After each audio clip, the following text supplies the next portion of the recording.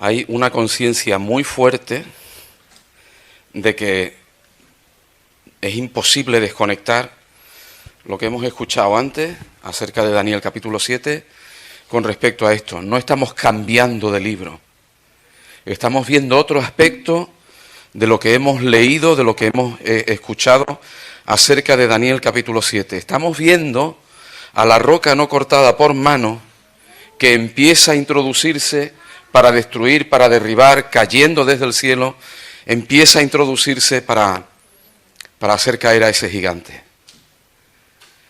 ¿Recuerdan el capítulo 1 de Mateo? La genealogía de Jesús hablando del rey. El capítulo 2, el hijo de David, el rey que llega. ¿Recuerdan los capítulos 3, 4 acerca de cómo el Espíritu Santo baja sobre él y el Padre dice: este es mi Hijo amado en quien tengo toda mi complacencia? ¿Recuerdan cómo se nos venía a la mente la profecía que el mismo Moisés lanzaba diciendo: vendrá un profeta que tiene que venir, tenéis que escucharlo a él? ¿Recuerdan Mateo capítulo 11? El último versículo: porque mi yugo es fácil y ligera mi carga. Y si empezamos este capítulo 12, que son 50 versículos, y que es imposible de analizar en un momentito, pero quisiéramos trazar unas líneas, simplemente dejar marcadas, si es posible, con la ayuda del Señor, dejar marcadas unas líneas, tenemos que acordarnos del final de Mateo capítulo 11, que se nos contó el domingo pasado. Este yugo, se nos hacía referencia a Hechos 15, creo recordar, este yugo del que habla Jesús, en contraposición a un yugo que es pesado y difícil, se refiere a normas, a exigencias, a requisitos, a cosas que hay que cumplir. El yugo de Jesús es fácil. Y Mateo 12 viene con uno de aquellos yugos que tenían los hombres religiosos de la época de Jesús. El día de reposo. Me voy a permitir, vamos a intentar hacer un pequeño ejercicio, ¿vale? Un pequeño ejercicio de preguntas, sin profundizar mucho. ¿Cuándo fue creado el hombre? ¿En qué día? El sexto día. ¿Cuál es el día de reposo?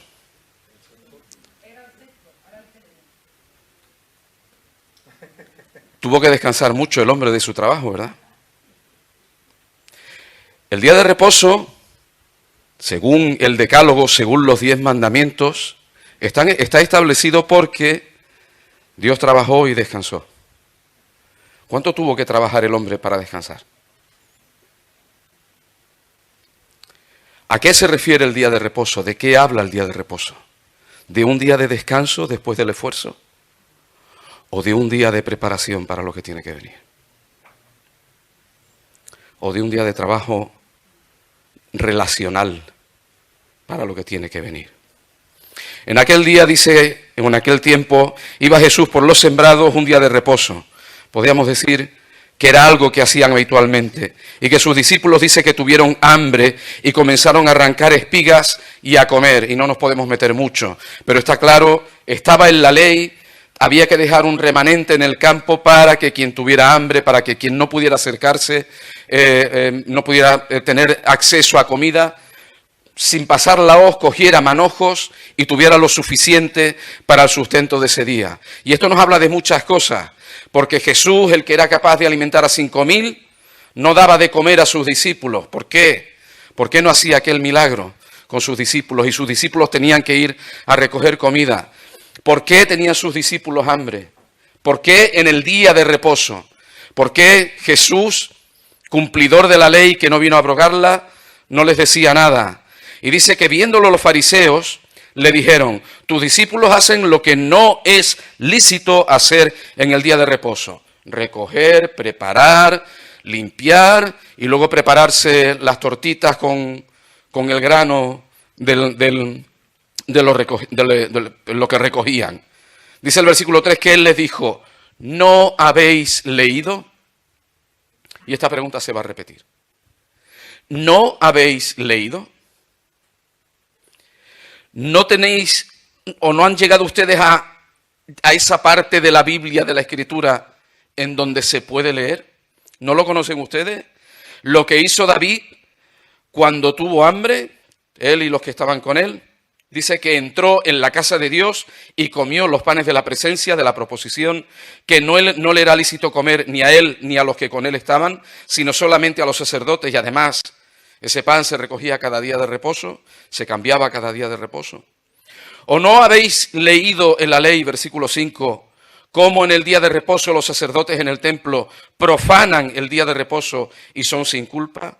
Pues os digo que uno mayor que el templo está aquí. Y esto nos recuerda a las palabras de Hebreos. Mayor que la casa es el que la hizo. Hay uno mayor que el templo aquí. Primera cosa. Qué malos los fariseos, ¿verdad? Qué apariencia de religiosidad, qué apariencia de conocimiento y sin embargo, qué gente más malvada, más cruel, más insensible. A mí me gusta recordar lo que el Señor Jesús contó acerca de el fariseo y el publicano que estaban delante de la presencia de Dios, estaban orando, y el fariseo decía: Señor, menos mal que soy bueno, que yo cumplo la ley, que hago lo que a ti te agrada, y que no soy como ese publicano, que es malo, ladrón, mentiroso y que está oprimiendo a nuestro pueblo. Y el publicano estaba allí diciendo: Señor, ten compasión de mí, sé propicio a mi pecador. Y esto lo contaba un maestro de escuela dominical. Tenemos que ser como el publicano y no como el fariseo. Porque el fariseo es malvado, pero el publicano humilló su corazón y se presentó delante de Dios pidiendo perdón. Vamos a orar. Señor, te damos gracias porque somos como el publicano y no como el fariseo. Y hay una línea muy fina, una línea muy, muy, muy fina entre obedecer al Señor y convertirnos en fariseos. Y es una llamada de atención que yo quisiera hacer en esta mañana. ¿Es bueno venir a las reuniones los domingos? ¿Es bueno estar en todos los cultos de oración? ¿Pero eso nos hace santos? ¿Podemos exigirle a la gente que haga cosas para que tengan una vida de aparente santidad? No hemos leído. No hemos leído lo que dice la Escritura desde el Antiguo Testamento, Oseas 6, capítulo 6, versículo 6. Si supieseis, el versículo 7 del 12, si supieseis qué significa, si entendieseis lo que habéis leído. Misericordia quiero y no sacrificio.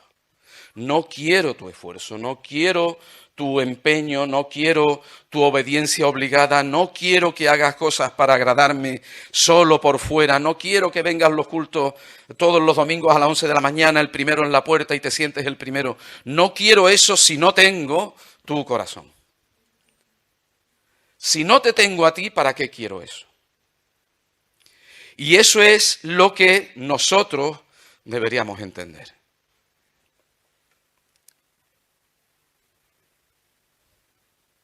Nosotros somos el reino.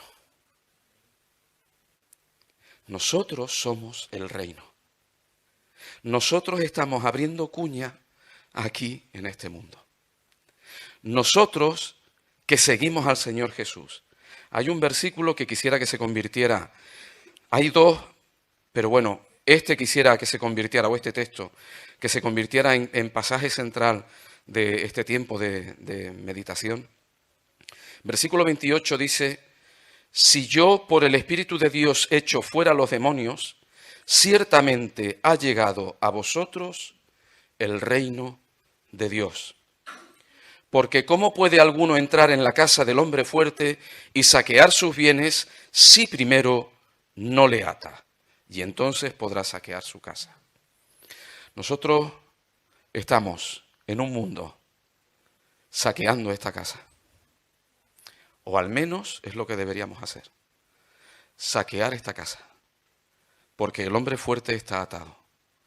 Y es nuestra misión, es nuestra obligación, es nuestra responsabilidad vivir conforme a las normas y reglas del reino.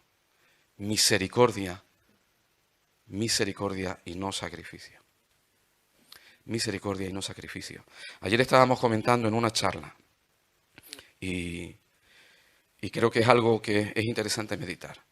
Si la iglesia es un lugar en donde la música tiene que sonar bien, si es un lugar al que hemos de asistir todos los domingos o cada fiesta de guardar, me da igual. Si es un lugar en donde hay que ir vestido de una manera, si hay que ponerse algo en el pelo o no hay que ponérselo. Si eso es la iglesia, nos estamos olvidando de lo que verdaderamente el Señor, que es mayor que cualquier regla, nos está pidiendo. Que nos preocupemos por las personas, que tengamos misericordia los unos con los otros, que seamos compasivos, exigentes, obedientes, pero compasivos. Hay otro versículo, porque no podemos entrar en mucho, pero bueno, haciendo un pequeño recorrido, los fariseos vuelven a intentar pillar a Jesús, lo llevan, le invitan, o él va a una sinagoga de ellos, de los fariseos. Allí hay un hombre con una mano paralizada, una mano seca, y le preguntan, ¿es lícito sanar en el día de reposo? Y Jesús le dice, bueno, si ustedes pierden una oveja que se les cae en un agujero, ¿no la rescatan en el día de reposo? Pues claro, vamos y la sacamos. ¿No es mayor una persona, un hombre, que una oveja? ¿No vale más la vida de un hombre que la de una oveja? Pues entonces, sí, es bueno hacer el bien, es lícito hacer el bien, aunque incumplamos normas aparentes. Lo que importa es rescatar a alguien que se ha perdido, a alguien que está sufriendo. Por consiguiente, es lícito hacer el bien en los días de reposo. Y le dijo a aquel hombre, extiende tu mano, y fue sano. Y los fariseos dijeron, bueno, pues a este hombre hay que pillarlo, porque vieron que incumplía sus exigencias, pero no vieron el bien que hacía a aquel hombre. Entonces Jesús dice que empieza a alejarse de ellos porque aún no había llegado el momento, y él se aleja de aquellos fariseos que tenían consejo contra él. Dice que le siguió mucha gente. Y esta frase quisiera también destacarla, como les decía, con el versículo, con el texto anterior. Y quisiera que se nos quedara. Dice que le seguía o le siguió mucha gente. Y sanó a unos cuantos. Y sanó a todos. Y es que seguir a Jesús, seguir al Señor Jesús, trae como consecuencia implícita que Él nos sana. Que Él nos sana. Si sigues a Jesús, el Señor sana tu vida. El Señor cambia tu corazón. Tus circunstancias son las que son, pero el Señor sana tu vida. E incluso las circunstancias las va cambiando. El reino se ha acercado. El reino ha venido. El rey ha abierto la puerta. El rey ha mostrado el camino. Misericordia y no sacrificio. Seguirle a él, que es el que cumple perfectamente toda la ley. Y como hemos escuchado, él es la confirmación de nuestro pacto, uno mayor que el templo. El Hijo, el dueño de la casa. Él es el que está aquí con nosotros. Él es el que abre el camino. Sin embargo, y esto simplemente como anotación también, sin embargo dice en este trocito, en estos párrafos, en estos versículos, dice que le siguió mucha gente, pero que él les encargaba rigurosamente que no le descubriesen, que no dijesen lo que él estaba haciendo. Dice que para que se cumpliese lo dicho por el profeta Isaías, he aquí mi siervo, a quien he escogido, mi amado, en quien se agrada mi alma, pondré mi espíritu en él, él anunciará juicio a todas las naciones. Él no va a contender ni a vocear, no se va a dejar ver en plan espectacular, ni nadie oirá en las calles su voz, dice, la caña cascada no quebrará, el pábilo que humea no apagará.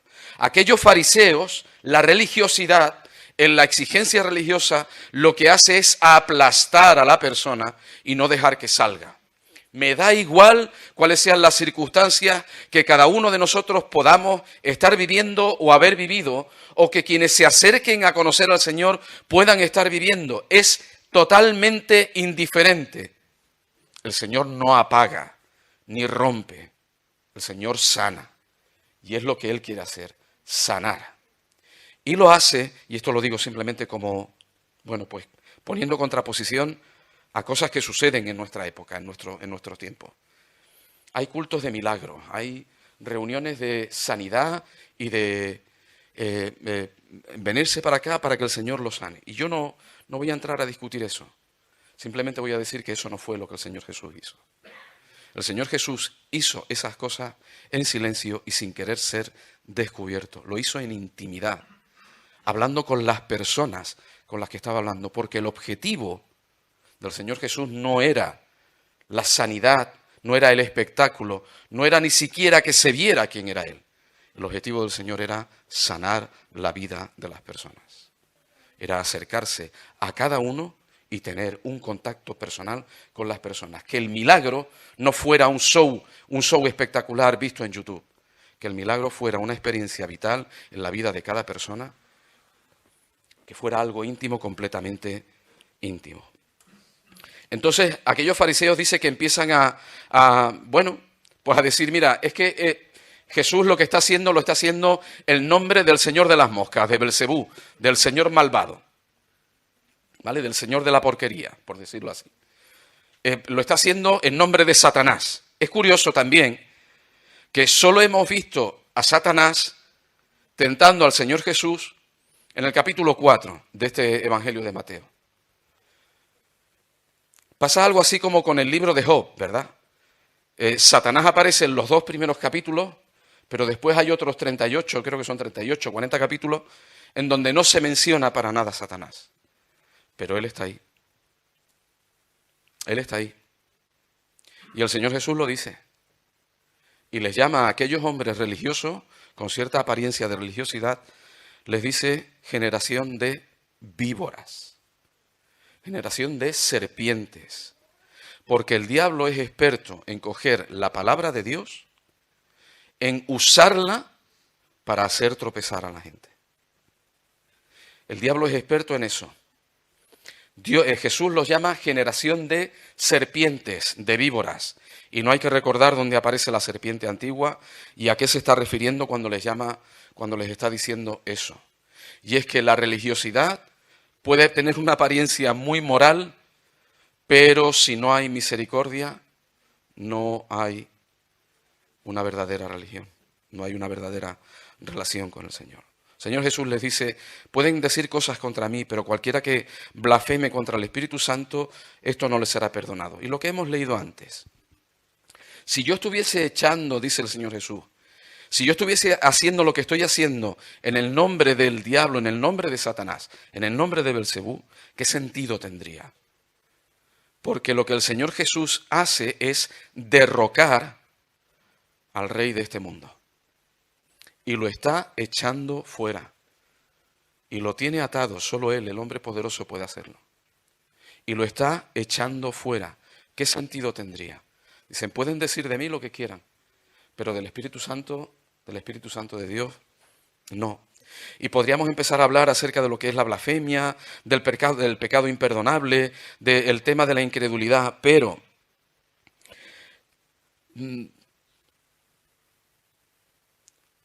a ver,